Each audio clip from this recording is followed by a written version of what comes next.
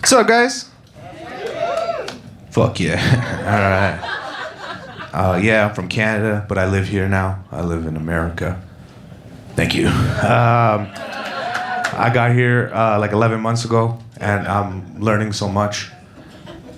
Like, you guys don't have basements out here. That's so wild.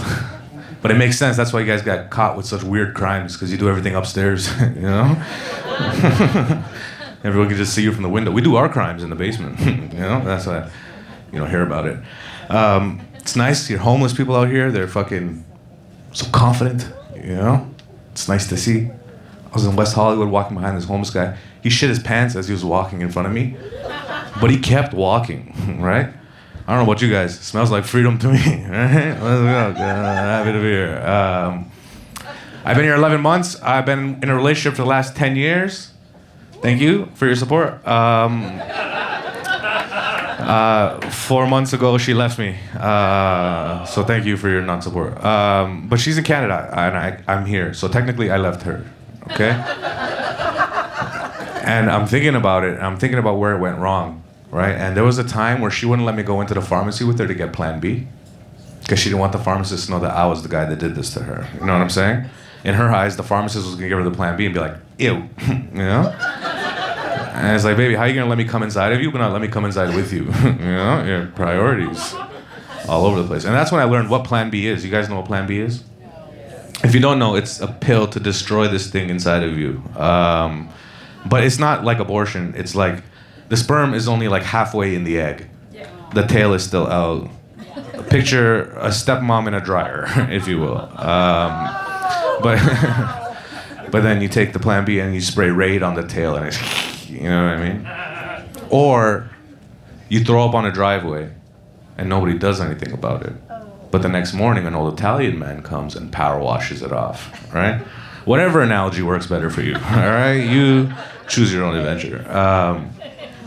But that's where I learned what Plan B was, because like I knew what it was, but I didn't know it was a pill. I thought it was a cream. I thought it was like Nair. Rub it on the belly, hop in the shower. You know what I mean? The baby falls off. No? Okay, that's fine. You guys are not down.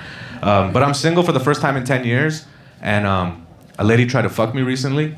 And I don't know about you guys, but when a lady tries to fuck me, my first response is, what's wrong with this lady? You know? But this lady, she was 70. That was what was wrong with her. And don't get me wrong, I was flattered, but I was flattered, ma'am. But she is 70. When she talked, her neck moved like a waving flag. You know, it wasn't red, but it was a flag, right? And she told me she has a 34-year-old son, and I'm 34 years old. And here's the thing: I always wanted to be a father, right? But how sick would it be to have a kid your own age, right? I could relate to this kid, man. Man to son, he could tell me his own problems, you know, in his own words. Can't relate to a baby. Nobody can relate to a baby. We think we can relate to a baby. We're like, this baby needs more tit. Give the baby more tit. It's crying, more tit. We don't know. We just give it more tit. No, slap its back. It's uncomfortable. No, more tit. We don't fucking know. You know what my 34-year-old son wants? He wants more tit, all right? Yeah, he told me in his own words, okay? I can go to the gym with my 34-year-old son. Can't go to the gym with a baby. The baby will die spotting me, all right? Workout ruined, banned from the gym. And you know what? My 34-year-old son, he could bang my mom. Yeah. And the four of us will go on some weird Brady Bunch lunch. The waitress will come, how do you guys know each other? You know? We're banging each other's moms. What's the specials? Right? Just move this along. Some of you guys are like, why would you talk about your mom that way? Well, she used to hit me with a rolling pin growing up. Okay? So this is her karma. She hit me, now she has to marry my son. Okay? That makes me her father-in-law. All right? We're not even Arab. Okay? Yeah. It's just happenstance, and that's not the country we're from either. You know, it's just.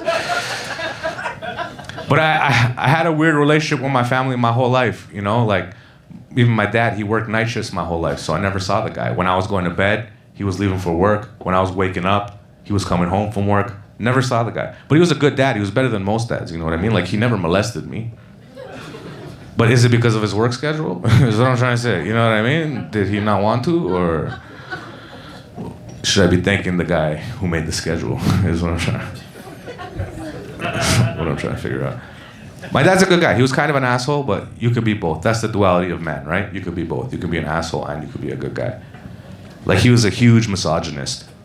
But a banger's a banger. What are you gonna do? You know, if it's funny, it's funny. Like, his favorite thing to say growing up was, woman driver, no survivor, right? And I don't care what gender you are, that's good stuff. That's good stuff. Listen, you guys have been fun, okay?